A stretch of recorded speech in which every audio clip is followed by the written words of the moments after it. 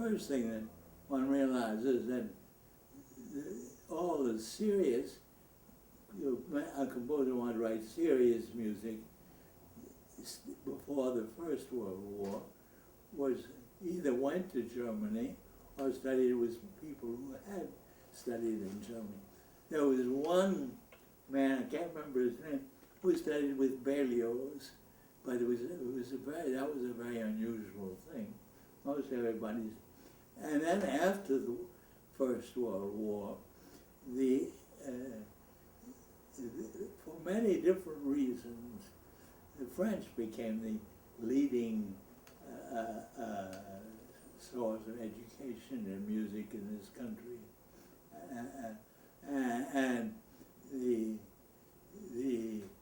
for instance, when I was at Harvard, I went there from 1926 to 1932.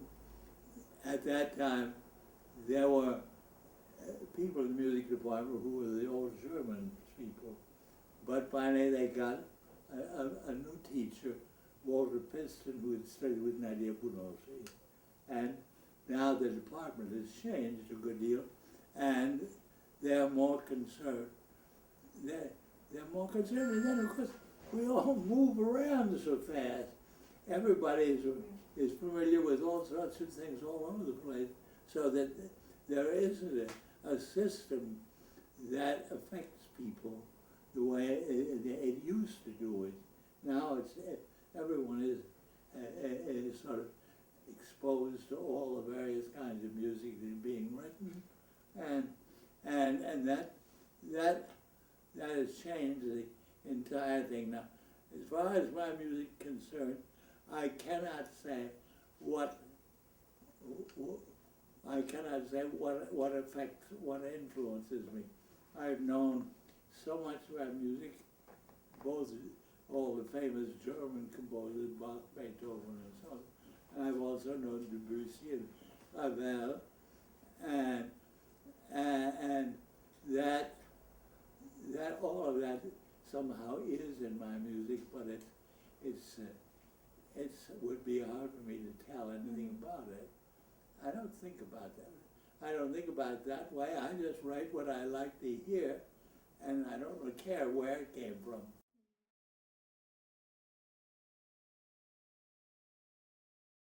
Yeah, in my music there was a rather radical change. It had to do partly with the political atmosphere.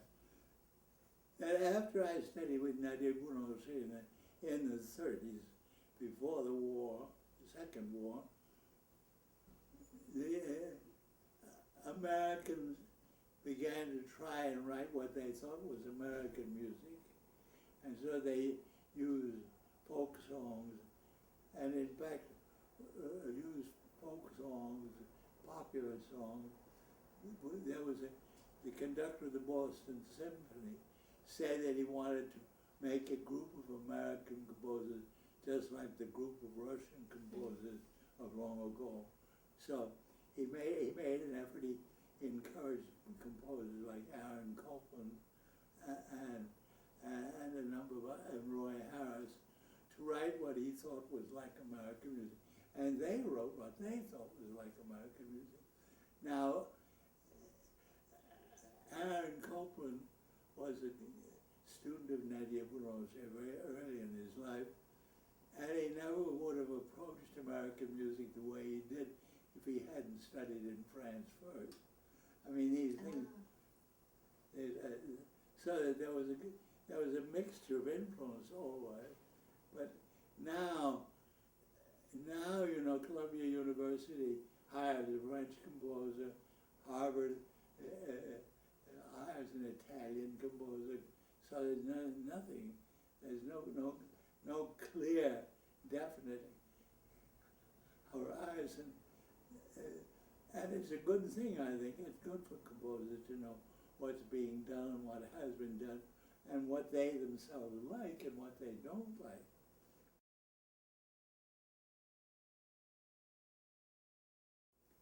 America is a very different kind of a country that all those small countries in Europe are. So that the idea of making, writing pieces of what might be called American music that would run through the whole country is impossible because there's such a variety of different people. But now, I think my music does appeal and is more frequently played in Europe than it is here. And I don't know if that means it's because it seems to them American or not. I have no idea. Pierre Boulez and Daniel Barenboim have always supported my music, and those as a German and a Frenchman, maybe I think they think the music has a character of its own without identifying which country it comes from.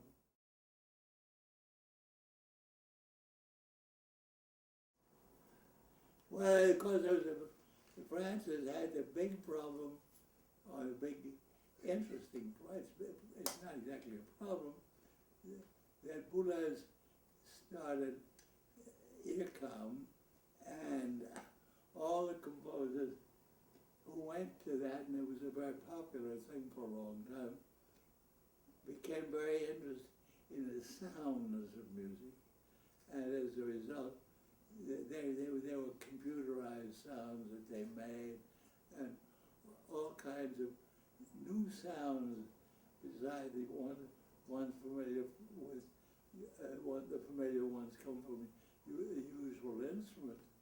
And it's because of that a very large number of the younger French composers have written music that is more concerned with coloristic sound than they are with formal big lines. I think that that's partially true of Boulez himself, and it's certainly true of a good many other French composers that I know.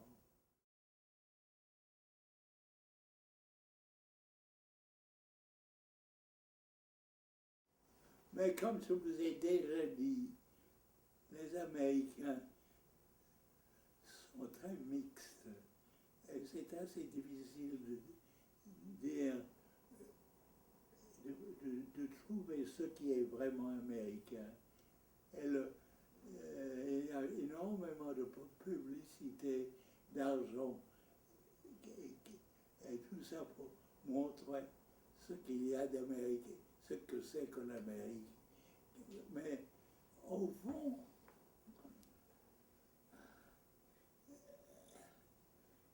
la chose que je trouve différente ici que là, c'est que les personnes qui parlent comme Barack Obama ne parlent pas comme les Français parleront. Ils parlent parce qu'il dit tout ça très vite, il fait leur point tout de suite. Les Français, on a toujours beaucoup de mots pour faire des choses. Et ça, en Amérique, la meilleure chose pour les Américains, c'est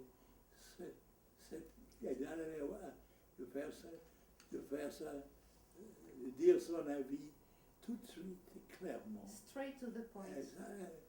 Et les Français, ils le font, mais...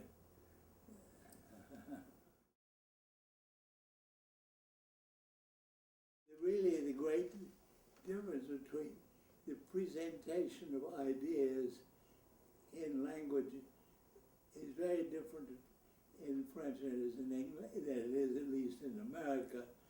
England is a little bit more like the French. It's not complicated verbally.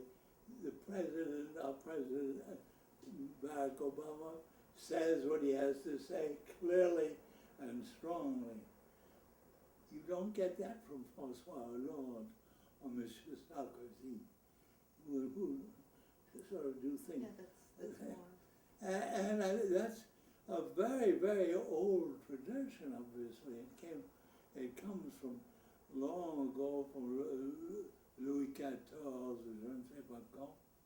Alors, mais nous avons, ici, on essaie, pas toujours, mais on essaie de parler, one tries to talk very, very straight and clearly in a simple way. That's all I can say.